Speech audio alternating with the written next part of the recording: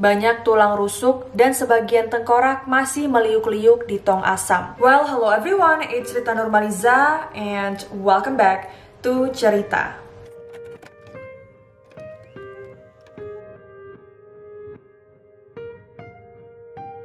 Anak yang lahir dengan nama Herman Webster Mudgett tumbuh menjadi salah satu penjahat paling kejam yang pernah ada di dunia. Orang-orang di abad ke-19 mengenalnya dengan nama samaran Dr. H.H. Holmes.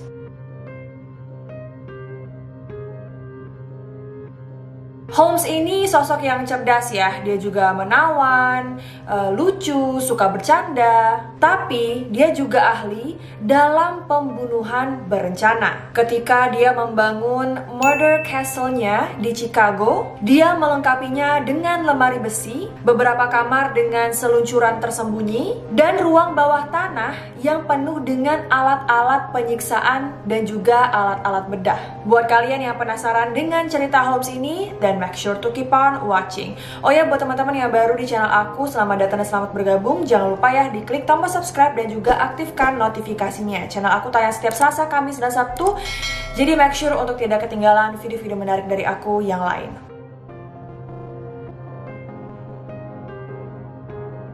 Holmes dilahirkan di keluarga dengan ekonomi yang mapan di Gilmanton, New Hampshire pada tahun 1860.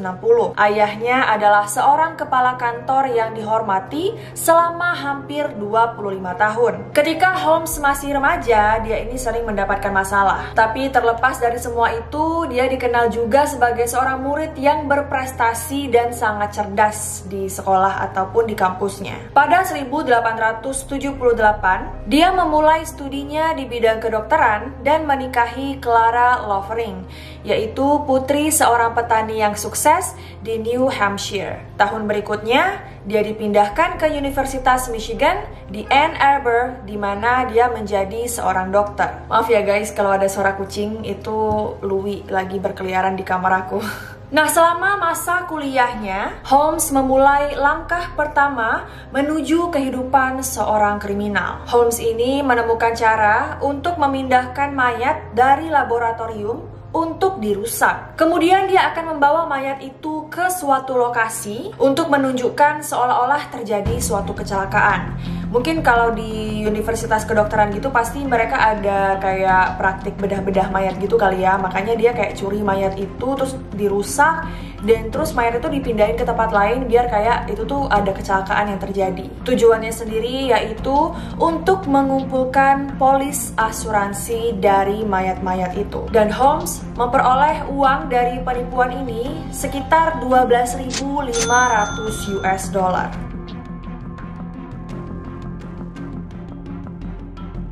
Pernikahannya dengan Clara tidak berhasil dan Clara pun pindah rumah. Sedangkan Holmes sendiri sering banget pindah-pindah tempat karena dia ini sering nipu orang, teman-teman. Holmes tiba di Chicago pada tahun 1885.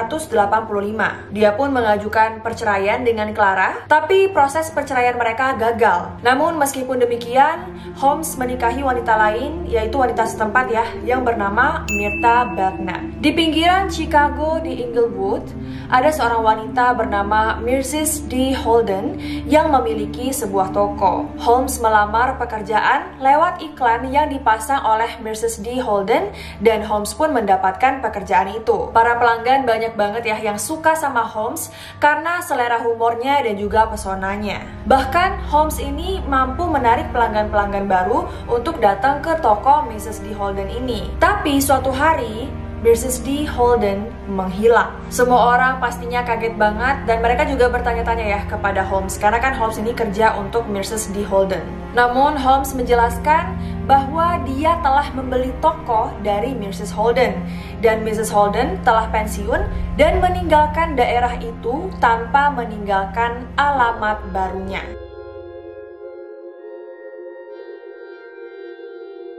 Beberapa tahun setelah membeli Holden, Holmes membeli beberapa tanah tepat di seberang tokonya dan mulai membangun sebuah bangunan serbaguna pada tahun 1887 yang kelak akan menjadi Murder Castle. Holmes menunjuk dirinya sebagai arsitek dan dia membangun sebuah bangunan dengan 3 lantai dan ruang bawah tanah yang sangat mengesankan di mata lingkungannya.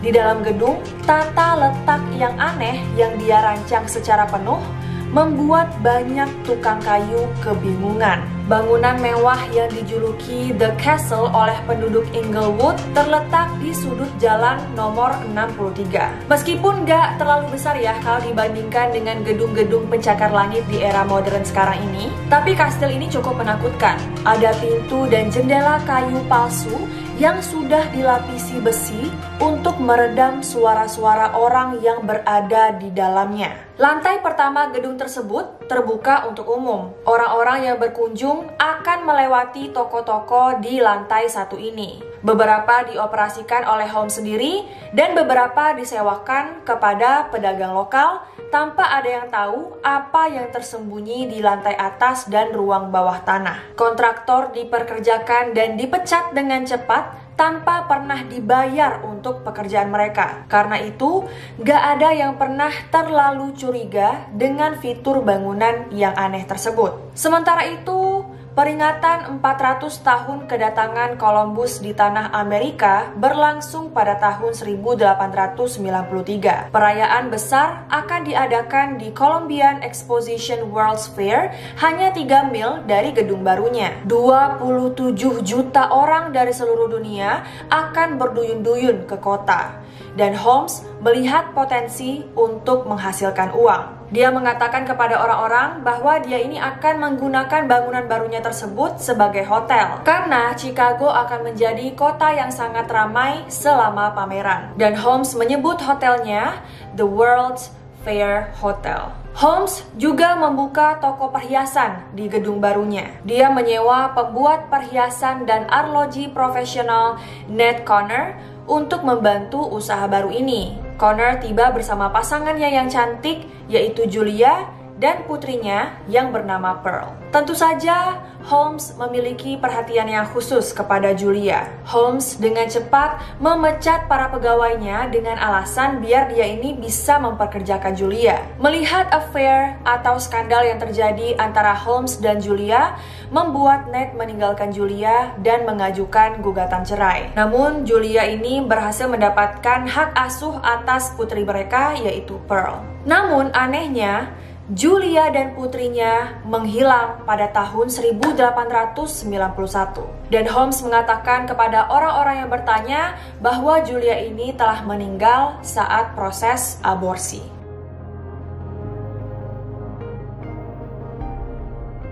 Secara total, Kastil Holmes memiliki 60 kamar dan 51 pintu. Banyak fitur yang memotong sudut aneh ke dinding.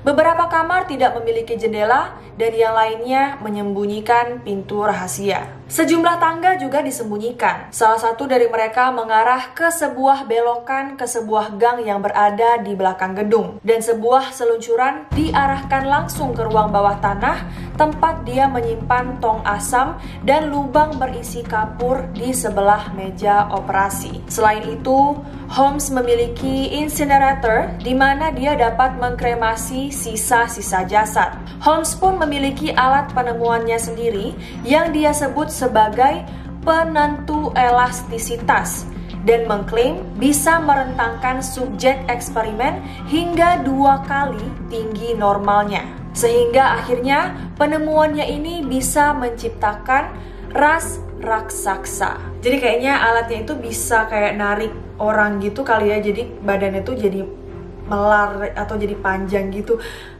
Gitu gak sih? Oh my god. Ketika polisi menemukan alat itu, mereka pun membandingkannya dengan alat penyiksaan abad pertengahan. Kamar-kamar terletak di antara koridor-koridor sempit yang aneh dengan cahaya lampu yang kurang terang. Banyak jalan buntu dan tangga yang menuju entah kemana tersembunyi di balik pintu terkunci yang hanya dimiliki oleh Holmes. Beberapa ruangan juga memiliki atap yang rendah. Sebagian besar kamar ini dilengkapi dengan pipa gas yang terhubung ke panel kontrol yang sama di lemari Holmes dan dilengkapi dengan lubang khusus. Namun, tidak semua bangunan dirancang untuk memperdaya calon korban.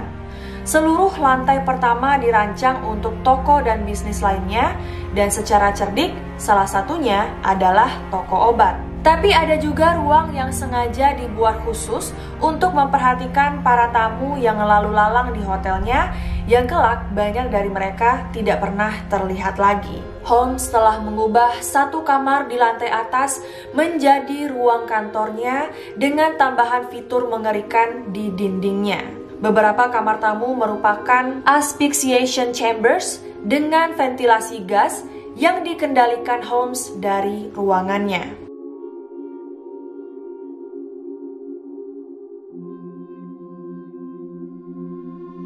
Beberapa kamar ada yang dilapisi plat besi sehingga akan menjadi kedap suara. Dan ada juga yang memiliki pintu jebakan di kamar mandi yang bisa dibuka, tapi justru berisi tangga yang akan menuju ke ruangan tanpa pintu dan jendela. Setiap kamar berisi sistem alarm yang akan mengingatkan sang pemilik jika kemungkinan ada yang melarikan diri. Dia juga memiliki area operasi dengan peralatan medis yang dilengkapi dengan peralatan penyiksaan. Fragmen manusia, termasuk beberapa kerangka lengkap, ditemukan di sini dan di seluruh tempat. Gila sih, ini kalau misalnya udah masuk ke gedungnya Holmes ini kayaknya otomatis nggak akan bisa keluar ya. Hotel ini siap untuk bisnis pada tahun 1892 dan Henry Holmes mengiklankan hotelnya untuk mengantisipasi World Fair yang akan datang. Turis memerlukan tempat istirahat selama kunjungan mereka dan hotel 60 kamar yang baru tampak cukup ideal. Pada tahun 1893, Holmes ketemu nih dengan seorang wanita muda bernama Minnie Williams. Minnie memang gak secantik para wanita yang pernah dekat dengan Holmes sebelumnya. Tapi Minnie mewarisi kekayaan di sebuah real estate Texas. Sayangnya, Minnie ini adalah sosok yang sederhana dan naif ya, pikirannya juga kayak anak kecil. Dan hal ini pun membuatnya menjadi seorang korban yang sempurna. Holmes memperkerjakan Minnie sebagai sekretaris pribadinya, dan Holmes juga merayu Minnie sehingga akhirnya dia pun mengajak Minnie untuk menikah. Itu terjadi gak lama sebelum Minnie memberinya sejumlah besar uang dan serah terima properti Texas pada Holmes. Pasangan itu tinggal bersama di sebuah apartemen, di mana Holmes ini menghabiskan banyak waktu untuk mengenal Minnie. Dia mengetahui bahwa Minnie juga memiliki saudara perempuan yang juga merupakan pewaris kekayaan yang cukup besar, dan dia pun mendesak Minnie untuk mengundang saudara perempuannya untuk berkunjung. Pada Juli 1893, saudara perempuan Minnie yaitu Nanny mengunjungi Chicago dengan kereta api. Holmes pun pergi sendirian untuk menjemputnya. Dan ketika Nanny tiba, diberitahulah dia bahwa Minnie sedang menunggu mereka di rumah dan Holmes segera mengantarnya ke sana. Holmes kemudian menggunakan metode sesatnya untuk membuat Nanny menandatangani kekayaannya, dan kemudian Holmes dengan cepat melanjutkan dengan membunuh Nanny tanpa jejak. Selanjutnya, Holmes memalsukan surat untuk membuat Minnie berpikir bahwa Nanny tidak pernah meninggalkan rumahnya. Di tahun yang sama, Holmes membawa Minnie ke Illinois, di mana Holmes membunuhnya dan mengubur tubuhnya di ruang bawah tanah sebuah rumah. Setelah Minnie meninggal, Holmes memeriksa barang-barangnya dan menemukan sebuah polis asuransi. Saudara laki-laki Minnie telah mengeluarkan asuransi jiwa dan Minnie adalah penerima manfaat. Dan demi ingin menguasai hal tersebut, Holmes menuju Leadville, Colorado untuk menembak saudara laki-laki Minnie. Dia kemudian menempelkan tanda tangan Minnie dan mendapatkan asuransi tersebut. Salah satu yang paling mengganggu adalah tentang Emmeline Chigran, seorang wanita muda yang cerdas dari Indiana yang menjadi sekretaris pribadi Holmes. Setelah menerima lamaran Holmes, Chigran menghilang begitu saja dan Holmes mengklaim bahwa dia melarikan diri dengan pria lain. Tapi tepat di hari menghilangnya Chigran, Holmes meminta dua tamu pria hotel untuk membantunya membawa koper besar dan berat ke ruang bawah tanah. Dan segera setelah itu, Holmes menjual kerangka wanita tersebut ke sekolah kedokteran terdekat. Dan selama penyelidikan mereka, polisi pun menemukan jejak kaki seorang wanita dengan jelas terukir di lantai di bagian dalam ruang bawah tanah gudang. Holmes kemudian mengaku mengunci si Grant di lemari besi dan memperkosanya sebelum mengambil nyawanya. Dia kemudian mengirimkan kopernya yang penuh pakaian dan barang-barang pribadi ke keluarganya tanpa penjelasan. Pada Oktober 1893, Holmes melakukan rencana lain untuk mendapatkan sejumlah besar uang. Dia telah mengeluarkan 4 asuransi kebakaran senilai $25.000 untuk hotelnya. Dan suatu hari, api membakar lantai ketiga. Namun sebagian besar lantai 2 masih utuh. Dan bangunan bisnis di lantai dasar juga masih utuh. Dan penyelidikan membuktikan bahwa lantai 3 tersebut jelas sengaja dibakar. Oleh karena itu, perusahaan asuransi menduga kecurangan dan mereka menolak untuk membayar. Ben Pitezel adalah seorang karyawan dan teman Holmes dan telah menjadi partnernya dalam beberapa penipuan di masa lalu. Holmes rencananya akan mendaftarkan asuransi untuk Pitezel. Penerima manfaat ini adalah Carrie Pitezel, yaitu istrinya Ben. Di waktu yang nantinya disepakati, Holmes akan mengambil kebijakan polis asuransi sebesar $10.000. Kemudian setelah beberapa lama, mereka akan memalsukan kematian Pitezel dan mengganti mayatnya dan kemudian membagi uangnya. Kali ini, Holmes harus menggunakan perusahaan asuransi di luar kota karena reputasinya yang mencurigakan di Inglewood. Holmes menggunakan Fidelity Ruth Life Association of Philadelphia, Pennsylvania, yang dengan senang hati menjual asuransi ke Holmes. Dan mereka pun menunggu. Sementara itu, pemberi pinjaman menagih hutang ke Holmes. Dia berhutang hampir $50.000 saat terjadi kebakaran, dan dia pun mengalami penurunan ekonomi. Selain itu, perusahaan asuransi mencurigai Holmes melakukan kecurangan, dan rumor telah menyebar di seluruh kota yang membuat sulit baginya untuk mendapatkan lebih banyak kebijakan asuransi. Pada bulan Juli 1894, Holmes dan juga Pitezel meninggalkan Chicago menuju Fort Worth, Texas untuk melikuidasi properti yang dia ambil dari Minnie. Hal-hal tidak berjalan seperti yang direncanakan dengan properti tersebut. Mereka kemudian terlibat dalam sejumlah penipuan lainnya, dan pihak berwenang mulai memburu mereka. Polisi menangkap Holmes di St. Louis, tapi dia segera membayar uang jaminan. Namun, saat Holmes berada di penjara, dia membuat rencana dengan teman satu selnya, yaitu Marian, yang telah melakukan perampokan di kereta selama 25 tahun. Holmes ini bermaksud untuk menipu perusahaan asuransi senilai $20.000, dan dia memerlukan nama pengacara korup untuk membantunya. Dan Marian memberikan nama Jephthah Howe.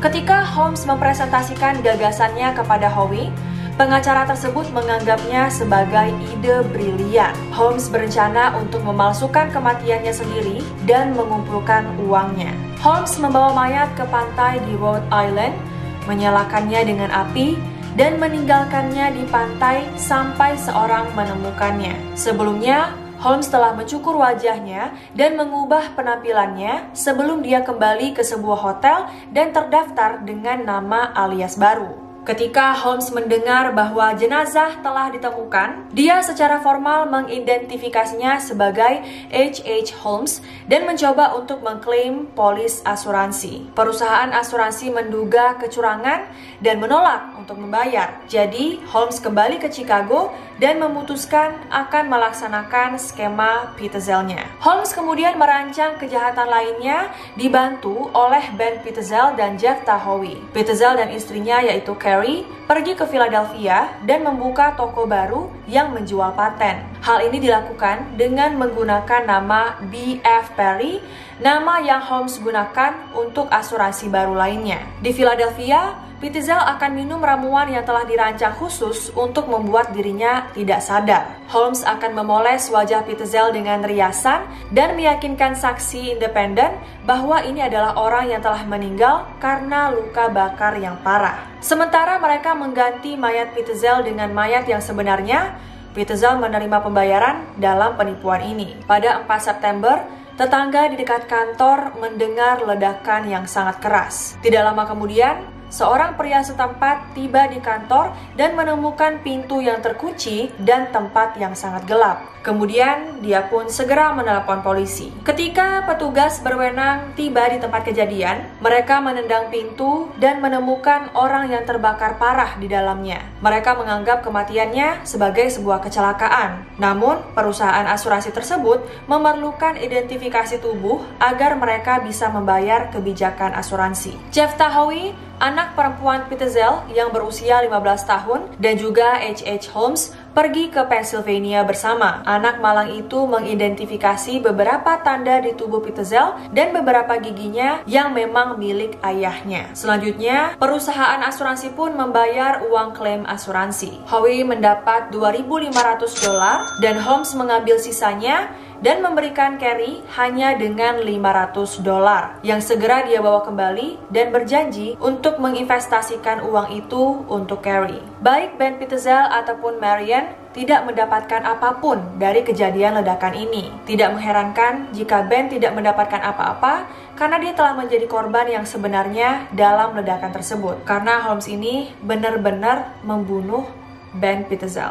Marian tidak terima ya atas penghinaan yang dilakukan Holmes yang hanya sedikit memberikan bagiannya. Dan Marian pun merenung dan dalam waktu yang singkat, akhirnya dia memilih untuk merampok Holmes. Marian menghubungi petugas polisi setempat yaitu Lawrence Harrigan. Kemudian, detektif polisi Philadelphia Frank Geyer melakukan penyelidikan. Sementara itu, Holmes ini tahu ya kalau dia harus melarikan diri segera mungkin. Dia pun menipu Carrie dan meyakinkannya untuk pergi ke timur agar bertemu dengan Ben Pitzel.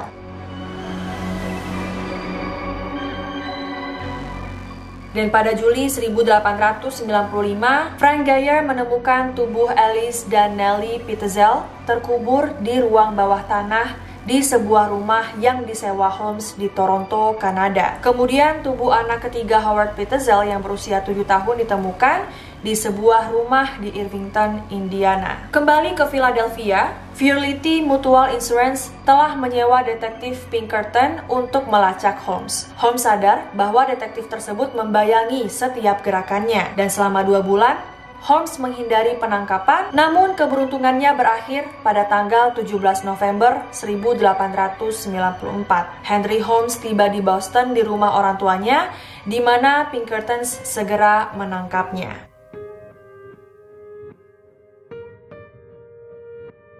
Detektif menemukan House of Horrors yang berada di hotel milik Holmes. Basement hotel berisi darah yang berceceran di meja bedah, alat-alat penyiksaan dan alat-alat operasi, krematorium berisi abu, dan juga sisa-sisa tulang manusia. Terdapat pula jam tangan milik Minnie Williams, dan beberapa perhiasan lain. Tulang panggul milik seorang anak kecil ternyata adalah tulang dari anak perempuan Julia, yaitu Pearl, yang diberi kloroform dan mati lemas di tempat tidurnya. Julia rupanya juga tewas di hotel ketika penyidik menemukan sepotong gaunnya yang penuh darah. Banyak tulang rusuk dan sebagian tengkorak masih meliuk-liuk di tong asam. Dan banyak kerangka tergeletak di dalam 2 lubang di lantai.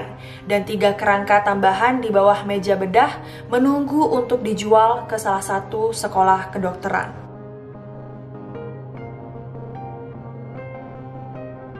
Kastil pembunuhan itu berakhir tragis dan misterius. Seorang pria bernama A.M. Clark membeli bangunan itu kurang dari 2 minggu setelah penyelidikan polisi. Clark berniat memanfaatkan kepopuleran kastil dan membukanya kembali sebagai objek wisata. Namun, pada 19 Agustus pukul 12.13 pagi, seorang penjaga malam kereta api melihat api datang melalui atap kastil. Beberapa detik kemudian, sebuah ledakan menghancurkan jendela lantai pertama dan api tidak terkendali saat bantuan tiba. 90 menit setelah kebakaran dilaporkan, atapnya pun runtuh dan sebagian besar bangunan menjadi hancur. Namun, lantai pertama bisa diselamatkan dan tetap difungsikan sebagai toko buku sampai kastil itu dijual pada tahun 1937. Pada tahun 1938, tanah tersebut dijual dan bangunan diratakan untuk jalan kantor Pos AS yang gedungnya masih ada hingga hari ini. Pada tahun-tahun tahun berikutnya, orang-orang yang pernah berurusan dengan Holmes berakhir dengan aneh dan kejam. Yang terakhir adalah Pat Quinlan, yang diduga kaki tangan dan mantan penjaga Murder Castle. Pada 7 Maret 1914, hampir 2 dekade penuh setelah eksekusi Holmes, Chicago Tribune menerbitkan judul Holmes Castle Secrets Die. Quinlan bunuh diri dengan menggunakan strychnine ketika tinggal di sebuah pertanian dekat Portland, MI.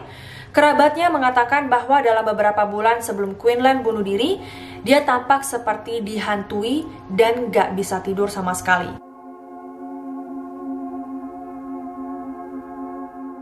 Holmes mengaku melakukan 27 pembunuhan, tetapi polisi hanya bisa memastikan 9. Namun diperkirakan, Holmes kemungkinan telah melakukan pembunuhan hingga 200 orang. Persidangan dimulai tidak lama sebelum Halloween pada tahun 1895 dan berlangsung kurang dari seminggu. Holmes tetap mempesona ya kelihatannya, karismatik, dan juga dia ini nggak tobat sampai hari eksekusinya pada 7 Mei 1896, hanya 9 hari sebelum ulang tahunnya yang ke-36. Bahkan setelah bertemu dengan 2 pastor Katolik, Holmes menolak untuk meminta maaf. Henry Webster Mudgett, juga dikenal sebagai Henry Howard Holmes, menerima hukuman mati dan digantung di penjara Moyamansing pada 7 Mei 1896. Bahkan setelah dia digantung, jantungnya terus berdetak selama 15 menit. Selanjutnya, Holmes dimakamkan di Holy Cross Cemetery, Lansdowne, PA, dalam peti mati beton yang dia minta karena Holmes yakin orang-orang akan merusak kuburannya. Holmes meninggalkan 3 pasangan dan 2 orang anak, yaitu Robert Lovering Mudgett, yaitu putra Clara, dan Lucy Theodate Holmes, yaitu putri Myrta. Nah, itu dia teman-teman kisah H.H. Holmes yang luar biasa ya, pembunuh sadis, psikopat, penipu ulung, you name it lah. Pokoknya dia benar-benar kriminal banget. Kayaknya iblis tuh insecure sama kejahatan dia gitu ya, saking jahatnya. Udah kayak jahatnya tuh udah kayak melebihi iblis gitu. Oke, that's all for today's video. Thank you so much for watching. Semoga kalian enjoy video ini. Kalau kalian suka video ini, make sure to like, comment, share, and subscribe, and turn on post notification supaya kalau aku upload video baru kalian tidak ketinggalan. Kalau ada informasi dari aku yang salah, kurang tepat, kurang lengkap, silahkan koreksi aja di bawah. Atau kalian punya informasi tambahan, boleh juga dikoreksi atau ditambah di bawah. I love you all so much, and I'll see you in my next video. Bye guys. Sampai habis loh suaraku.